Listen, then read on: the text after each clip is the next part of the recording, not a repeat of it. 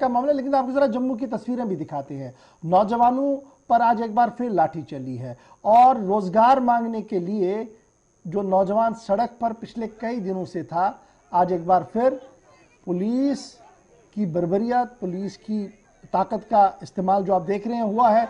और इब्तदाई खबरों के मुताबिक 50 के करीब लोग जो है वो गिरफ्तार भी हुए हैं। अब ये लोग हैं कौन, ये भी एक बड़ा सवाल है। ये वो लोग हैं जिन्होंने साल 2019 में सरकार की नोटिफिकेशन एक आई थी बॉर्डर बटालियन को बनाने के हवाले से, और वो साल 2019 की नोटिफिकेशन जो मार्च के महीने में आई थी उसका फिजिकल टेस्ट दे चुके थे, रिटन का इंतजार कर रहे थे। इस बीच 19 के बाद 12 जनवरी 2022 को रीएडवर्टीजमेंट की नोटिस आती है जिसमें कहा जाता है कि अब सभी लोग दोबारा से आएंगे। और ये जो नौजवान सड़क पर एहतजाज कर रहे थे, इनका एक ही सवाल था कि 19 में जो चीज शुरू की गई 22 में जिसे आप खत्म कर रहे हैं, यह कौन सा जी इंसाफ है। और अभी तक भी सरकार की तरफ से कोई वजाहत नहीं है। पिछले कई दिनों से हम जम्मू के अंदर देख रहे हैं कि लगातार नौजवान जो है वो सड़क पर है और हर दिन इस तरीके का माहौल जो है वो देखने को मिल रहा है, जहां पर ख्वातीन भी एहतजाज कर रही हैं, मर्द भी, लड़के भी एहतजाज कर रहे हैं कि सरकार ने अगरचे पिछली बार भी कहा था इस मामले को हमने सुलझा दिया है, लेकिन शायद ग्राउंड टू लाइन जो है वो मामला कहीं सुलझा नहीं है। इस वजह से ये सूरत हाल आपके सामने है। ये तो बड़ा इंपॉर्टेंट एक फैक्टर है।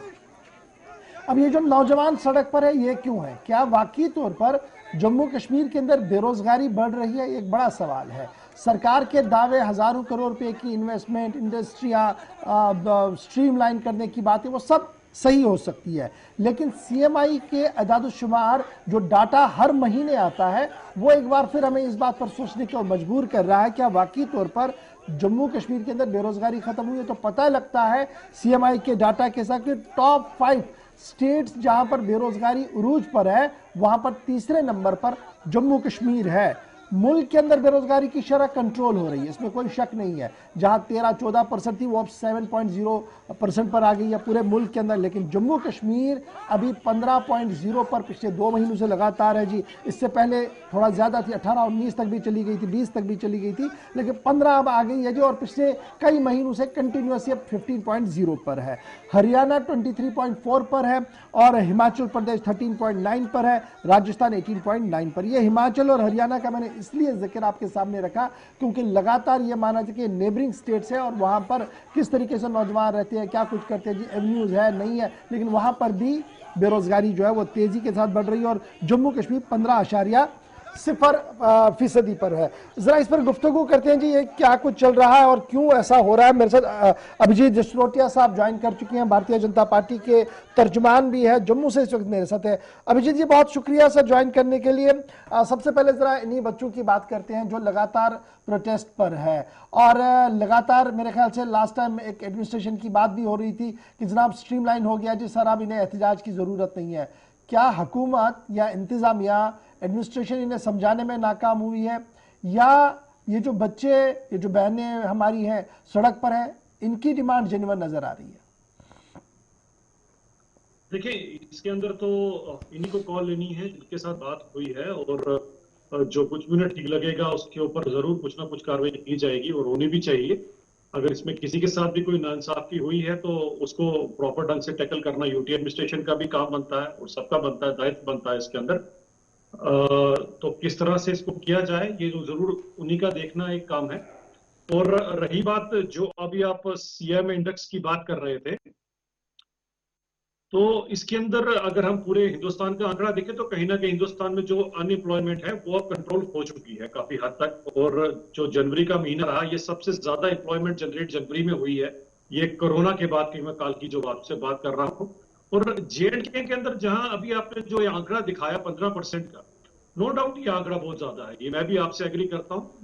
लेकिन मैं इसके अंदर गौर जी इसको किसी और एंगल से देख रहा था। अगर आप सारा सीएमआई का इंडेक्स पढ़ेंगे तो आपको एक छोटी सी जगह आपको दिखाई देगी गोवा, जहां सिर्फ 1% की अनएम्प्लॉयमेंट है। अब अगर आप गोवा को और जम्मू कश्मीर को कंपैरिजन करें तो नियर अबाउट अगर आप देख सकते हैं एक ही जैसा सिस्टम बनता है। जिस तरह से गोवा की सारी इकोनॉमी टूरिज्म पे डिपेंडेंट है, हमारी भी काफी हद तक जो इकोनॉमी है वो टूरिज्म पे डिपेंडेंट। लेकिन पिछले इतने सालों की पिछले इतने डिकेड्स की जो यहाँ पर एक हाफा दफी का बोल रहा, जो कुछ लोगों की वजह पर यहाँ पर डिस्टरबेंस रही, उसके कारण यहाँ पर ये सारे हालात बन गए। अगर हमारा भी टूरिज्म गोवा की तरह होता तो आपको लगता है कि 1%, मुझे लगता है 0% भी यहाँ पर अनएम्प्लॉयमेंट ना होती। तो कहीं लेकिन ना कहीं अगर आप ये दोष प्राण देखेंगे देखिए तो उन सब अभिजीत लोगों जी, की बड़ा तरफ बड़ा है जिन्होंने इंपॉर्टेंट ये 87 है, के ये जो बाद आप का आंकड़ा बता याद रहे हैं ना, खराब मैं किया इससे है। कहीं ना कहीं एग्री भी करूंगा लेकिन डिसएग्री भी करूंगा विद काइंड वर्ड्स। वो ये है कि जिस तरीके से आप कह रहे हैं कि जनाब माजी में जो कुछ हुआ है वो एक वजह है, लेकिन अब आप देखेंगे 2014 के बाद डायरेक्ट इंडायरेक्ट कंट्रोल दिल्ली के अंदर बीजेपी का है और स्टेट के अंदर भी कहीं ना कहीं आप लोगों की सरकारें रही हैं, और 2019 के बाद तो बड़ी चीजें तब्दील हुई, लेकिन तब्दीली के बावजूद भी ग्राउंड जीरो पर अगर डंडे जो नौजवानों को पड़ेंगे सवाल तो पूछा जाएगा।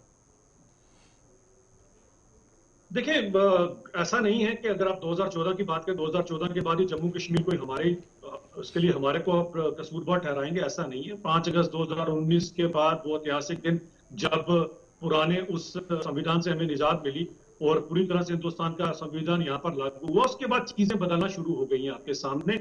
सबसे बड़ी इंपॉर्टेंट चीज ये है कि अगर आज एक भी नौकरी मिलती है तो हकदार को हक मिलता है, नहीं तो गौर जी आप पुराना डाटा उठा के देख लीजिए, केवल आपको कांग्रेस के रिश्तेदार, एनसी वालों के रिश्तेदार और पीडीपी वालों के रिश्तेदार नजर आएंगे। तभी जब पिछले दिनों हमने इंटरव्यू को बिल्कुल ही खारिज करने की बात की थी, रीजन था जो बच्चा चाहे जितना मर्जी होनहार होकर रिटर्न में जितने मर्जी नंबर ले जाता था, इंटरव्यू में उसको फेल कर कर बैकडोर एंट्रियों से अपने चेतों को नौकरी दे दी जाती थी। अभी आपके सामने जो नौकरियां आ रही हैं, एक भी नौकरी बताएं जिसके अंदर किसी के साथ फेवरिज्म किया गया हो।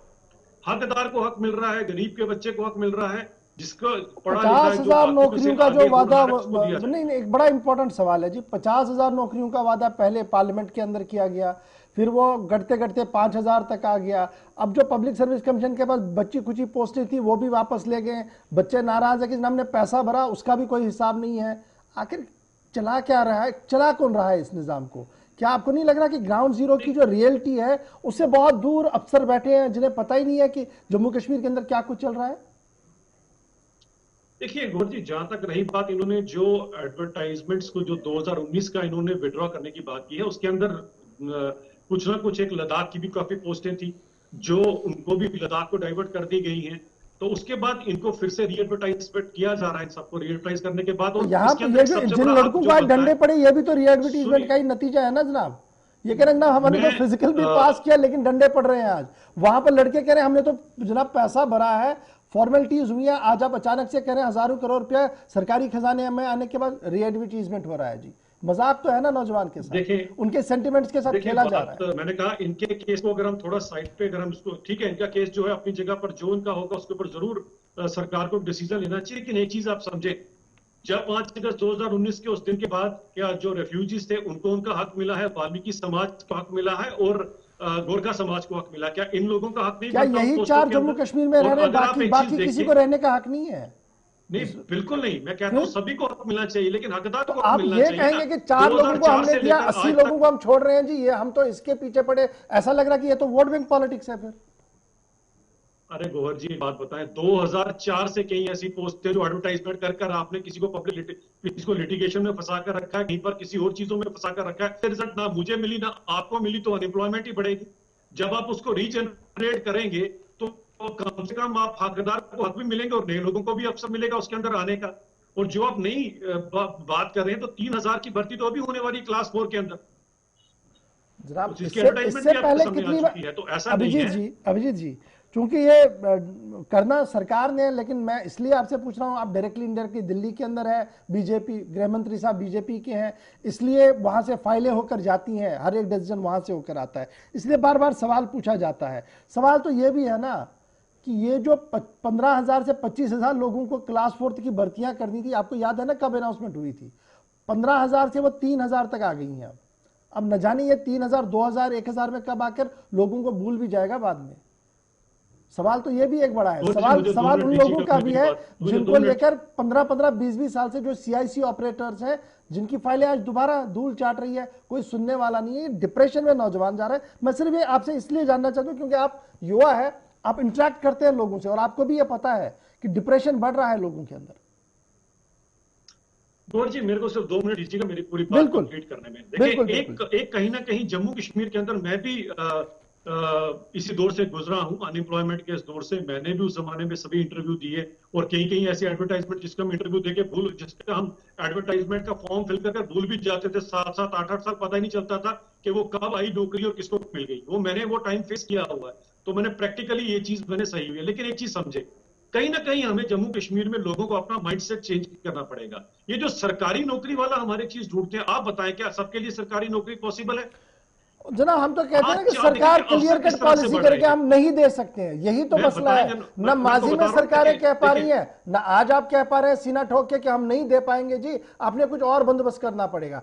अब जब फ्लोर ऑफ द हाउस नहीं नहीं, और 50,000 नौकरियों का वादा बंदोबस्त भी किया साथ में जाए करके और दे रहे आज ये हैं। कहा जाएगा कि ऐसा जनाब नहीं है बिहार मोदी की जी, ऐसा पॉपुलेशन नहीं, और ऐसा जम्मू नहीं, कश्मीर हम की बंदोबस्त भी पॉपुलेशन को साथ आप में करके कंपेयर दे रहे हैं। आप कीजिएगा, सुन लीजिए ना, सवाल पूछा जाएगा ना फिर। आप सुनिए ना, आप सुनिए, बंदोबस्त भी साथ में कर रहे हैं नौकरियों का। सबसे पहले अपने दिमाग से हम ये चीज निकालते हैं कि सभी को सरकारी नौकरी दी जाएगी। जब हम भारत के अंदर 5 ट्रिलियन इकोनॉमी की बात करते हैं, तो इसके अंदर हम जॉब जनरेशन की भी बात करते हैं। 2014 का आंकड़ा उठा दीजिए, उस समय केवल आपके पास 500 स्टार्टअप थे। आज आपके पास 60,000 स्टार्टअप्स हैं, जो नए लोग आए हैं, जो नए एंटरप्रेन्योर्स मार्केट में आ रहे हैं, और जॉब जनरेशन करने के लिए सब लोग आ रहे हैं।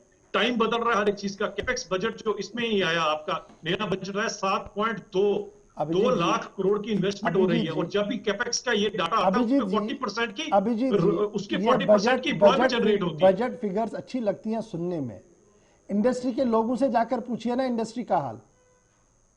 वो तो पॉलिसी पर ही सवाल नहीं, आपकी खड़े इंडस्ट्रीज कर का कह रहे हैं कि मैं जनाब आपको जो बताता हूँ, जिन मैं खुद लोगों एक ने स्टेट इंडस्ट्रियलिस्ट हूँ। इकोनॉमी को जिंदा मैं खुद रखा, इंडस्ट्रियलिस्ट आज हूँ, तो आपको आज तो बताता हूँ, मुझसे 31 ज्यादा मार्च आपको आते हैं तो इंडस्ट्रीज के ताला बारे में कोई चढ़ेगा नहीं उन बता पर। पाएगा। जी मैं बता रहा हूँ, मैं खुद एक इंडस्ट्रियलिस्ट हूँ, मेरे से ज्यादा आपको इंडस्ट्रीज के बारे में कोई नहीं बता पाएगा। और खासकर जम्मू कश्मीर की मैं आपको एग्जांपल बताता हूँ। जी आप ढूंढ के देख लीजिए आज जम्मू के अंदर जिस हिसाब से इंडस्ट्रीज आ रही है, और जो जीएसटी की रिएम्बर्समेंट और बाकी सब जो फ्रेमवर्क के अंदर इंडस्ट्री पॉलिसीज लाई जा रही है, यहाँ पर इतनी इंडस्ट्री आ रही है कि आज आपके पास जगह नहीं है इंडस्ट्री को देने के लिए। तो क्या मैं जब ये ये क्या इंडस्ट्रीज मैं आएंगी तो आपकी बात एम्प्लॉयमेंट को भी इनके ऐसे साथ ही लूं, जनरेट क्या मैं करेंगे। आपकी बात को ऐसे एम्प्लॉयमेंट लूं भी इन्हीं के साथ कि जनरेट विदिन होगी। विदिन 3 और 4 मंथ्स जनाब इतने ज्यादा रोजगार होंगे, सरकारी नहीं रोजगार होंगे, कि इन लड़कों को भी मुड़ के पीछे देखने की जरूरत नहीं पड़ेगी? क्या आप ये एश्योरेंस देंगे उनको कि जनाब इंडस्ट्री मैं इतनी लग रही आपको है एक चीज की कि एश्योरेंस बहुत ज्यादा नौकरियां मिलेंगी?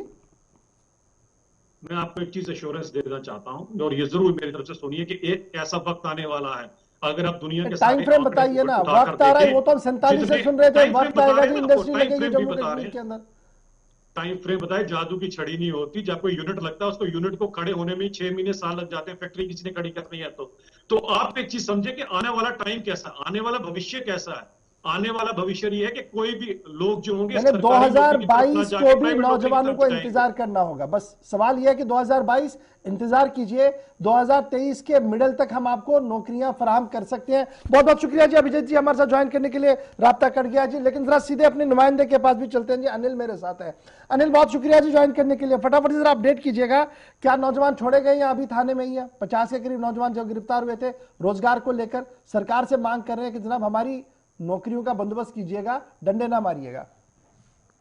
देखिए, निश्चित तौर पर गौर जी मैं आपको बताना चाहूंगा कि जिस तरह से बड़े बड़े दावे किए जाते हैं वो पूरी तरह से जमीनी सतह पर जो है वो खोखले देखने को मिल रहे हैं। बॉर्डर एस्पिरेंट्स का जिक्र करना चाहूंगा तो बीते 3 वर्षों से जो है अपनी मांगों पर अड़े हुए हैं। उन्होंने साफ तौर पर उनकी फिजिकल फिटनेस जो है वो पूरी तरह से हो चुकी हुई थी। हालांकि रिटन एग्जाम को लेकर जो है वो काफी लंबे अरसे से मांग कर रहे थे। आपने देखा होगा कि कुछ दिनों पहले भी उन पर जो है बल प्रयोग जो है वो किया गया, और उसके बाद आज उसी तरह की तस्वीरें जो है जम्मू के तवी ब्रिज पर देखने को मिली है। और कहे ना कि आम जनता जो है वो परेशान हो रही है, यूथ परेशान हो रहा है। और जिस तरह से अभिजीत जी को मैं सुन रहा था, हालांकि भारतीय जनता पार्टी के एक बड़े चेहरे माने जाते हैं और वो इस तरह का दावा करते हैं कि हम युवाओं को रोजगार दे रहे हैं। हालांकि बॉर्डर एस्पिरेंट्स का जिक्र करते हैं तो 15 से 16 हजार ऐसा बच्चा है जो पूरी तरह से उस भर्ती में शामिल हुआ था और फिजिकल फिटनेस हुई थी, और उसमें भी कई सारे एस्पिरेंट्स जो थे वो पास आउट हुए थे। अब कहना कि अब उनका एग्जाम कंडक्ट नहीं किया जा रहा है, सवालिया चिन्ह ये है कि यहां पर उनके साथ जो है और